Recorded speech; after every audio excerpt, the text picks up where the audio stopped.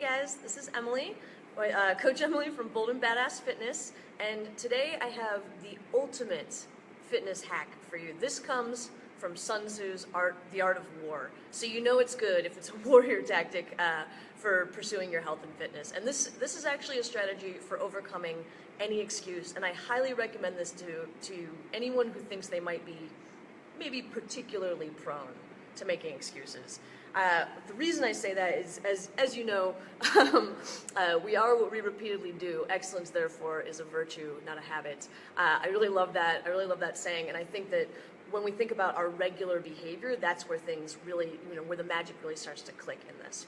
So the story is that when Cortez was invading what became Mexico, he was up against really insurmountable odds. He showed up with only 600 troops, and he was trying to conquer a place that had not been conquered in, I think it's 600 years. He was trying to conquer a place that had not been conquered in a long time. Oh, this is a good moment. Let me preface this by saying this story, and none of the stories I'm about to tell you, these stories do not support colonialism. It's a story about colonialism, not a story in support of colonialism. But anyways, Cortez shows up to Mexico. He's got 600 troops. No one's conquered in a long time. He lands on the beaches with his men, and he, spends all day just telling these evocative, giving these evocative speeches, spurring them on to excellence, telling them of the greatness that they face, and really spinning out this idea that what they're doing has meaning. It's not just about pursuing, following orders or something like that, but tells them about the meaning of what they're doing. But all of that, all of that's going well, but tides really turn for him, pardon the pun, the tide really turns for him in the last 3 words of his speech when he says, "Burn the boats." Burn the boats is a really powerful phrase. When they burn the boats, they set themselves there with no escape route. It was either victory or death. And those of you who know me, I'm not one to encourage the kind of like Navy SEAL mental toughness thing where it's all do or die. But and actually, this strategy has been repeated other times in history too. I'll get into the mental toughness thing in a minute, but this has been repeated before. Alexander the Great is said to have used this as well when he was conquering Persia. And I think that this image of these commanders showing up and then having their troops watch their boats burn and see that not only do they not have an escape route, they're literally witnessing the death of all their other options on the shore there. I think this is a really meaningful strategy because it's about taking away any other possibility but success. This is not about do or die necessarily, but keeping yourself, especially if you're someone prone to having excuses, keeping yourself from setting up an alternative option, right? I think what's really crazy about this, when I think about my own life and the people I know, is that we think there are boats, right? The crazy thing is that many times in life we act like we have an alternative, but there are no boats. There already is no way back because you're living the one life you have to live. You're living in the one body that you get. And behaving as if there was some other way for things to go is actually, not that great of an idea. I think the other issue with this, the issue with having the boats on the shore, is that we act like that's a way of being kind to ourselves, right? Oh, if I have an escape route, if I tell myself that if I don't get to the gym today, I'll get to it tomorrow, something like that. That's not actually an escape route. That's yourself planning to fail, right? That's setting yourself up expecting failure in a way by keeping the boats around. And I have a story about how this relates to my own life as well. I haven't told a fight story in a while, but I think it's time to roll this one out. This is the story of the fight that I lost. I fought, what was her name? Hester Quinn? I feel like I'm making up a character from a book. But anyways, I think it was Quinn Hester was her name. I fought her down in California a few years ago. This is the one fight in 14 fights that I lost, and I think that the reason that I lost is that as we were driving into town, I was getting really nervous. I was getting really psyched up. I wasn't sure that I would make weight.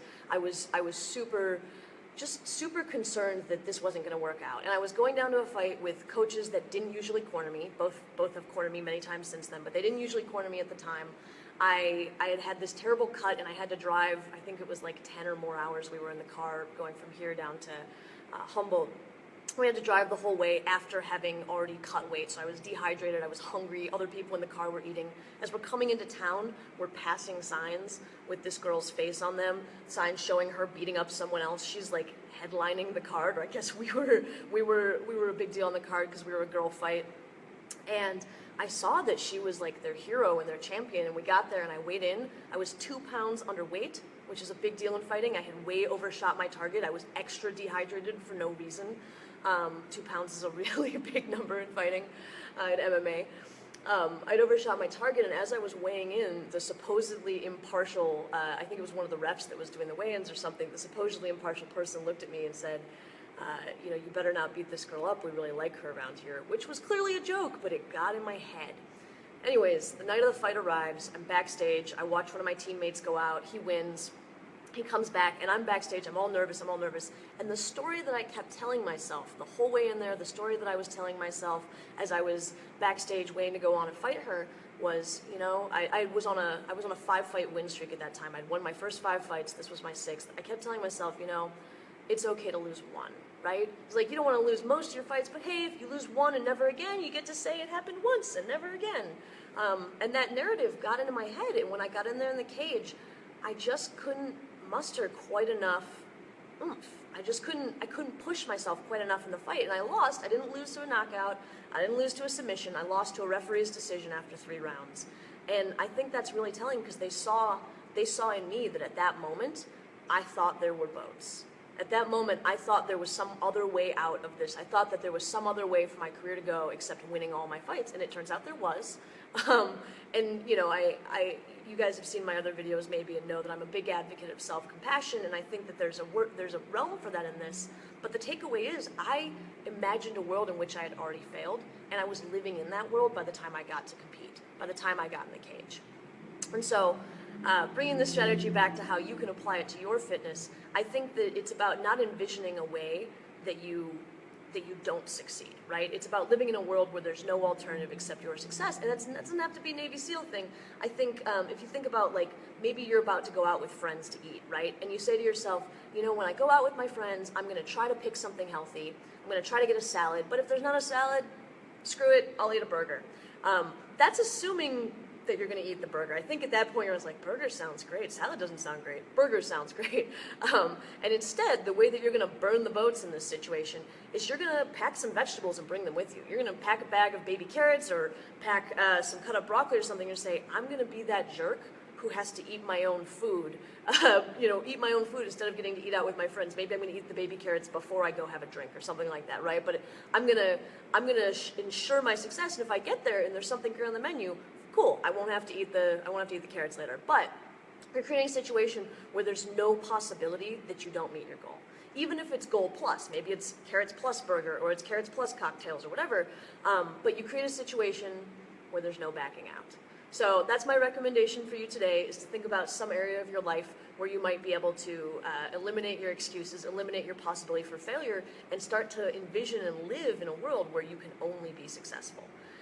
The other thing I have to mention before I go from this video is that 1 week away from today, it's going to be my last day here at, you know, still in the Training for Warriors gym, as you guys can see from the yellow wall behind me. 1 week from today is my last week. 2 weeks from today will be the open house, will be the grand opening party for Bold and Badass Fitness in our new space. And the address for that again is 3228 Southeast 21st Avenue. Our first day of sessions will be September 5th. And I am so, so excited. So if you guys are available 2 weeks from today, on Saturday, September 10th, from 2 p.m. to 5 p.m., we'll be having an open house and a grand opening party. There'll be food, drinks, games. The whole community will be there. I really hope you can make it. Thank you for listening.